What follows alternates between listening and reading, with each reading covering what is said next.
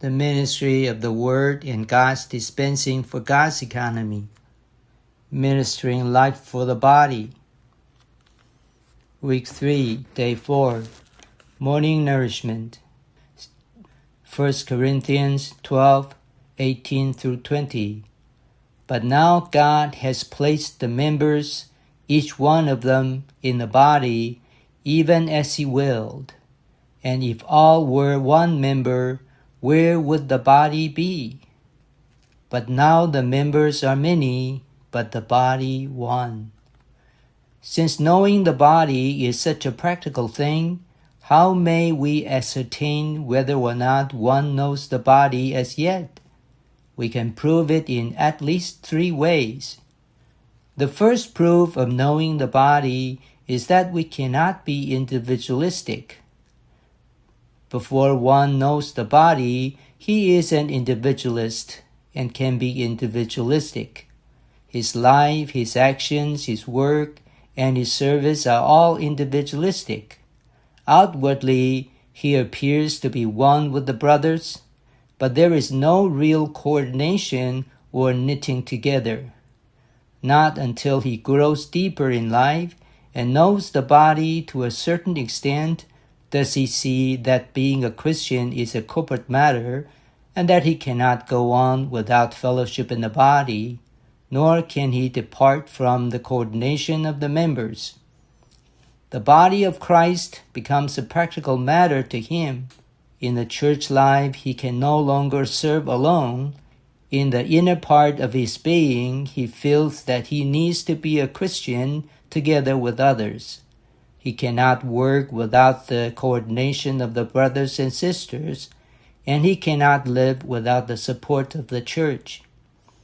It is at this stage that he is being knit together spontaneously with all the saints to become one body, no more to be separated. All those, therefore, who can still be individualistic do not know the body, and all those with a true knowledge of the body definitely cannot be individualistic. Today's reading.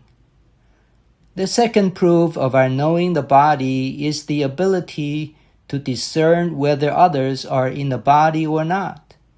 One who has come to know the body not only lives in the body in a very practical way, but also can clearly discern whether or not others are living in the body. This discerning ability, after one knows the body, is absolutely due to the extent of the deep degree of fellowship he has in the Lord. Our fellowship with the Lord grows in depth in proportion to our experience of life, beginning with the initial stage of our spiritual life and continuing through the 4th stage. The degree of depth of fellowship differs greatly as we progress in the experience of life. When 2 people in different degrees of fellowship in the Lord come together, the one having the deeper experience can go on with the one who has the shallower experience and have fellowship with him, but that fellowship is limited in proportion to the experience of the latter. Should this fellowship go beyond the limit, it will become rather incongruous and incomprehensible to the latter. The one having deeper experience, therefore, can go on with the one who has the shallower experience, but the shallower one cannot go along with the deeper one. This is a great principle in spiritual fellowship. The third proof of our knowing the body is the recognition of authority. Whether or not one knows the body depends upon whether or not he recognizes authority. Those who do not recognize authority do not know the body. Knowing the body and recognizing authority are inseparable. Authority is simply the authority of Christ the head, which is revealed in the order of the body. When we speak of authority, we mean the authority of Christ manifested through the order of his body. Since we are all members of the body of Christ, we naturally have our right position and order. If we have been taught in our spirit and have been indeed led by God to recognize the flesh, if we have had the self dealt with and the natural constitution broken, we will immediately recognize our own order when placed among brothers and sisters.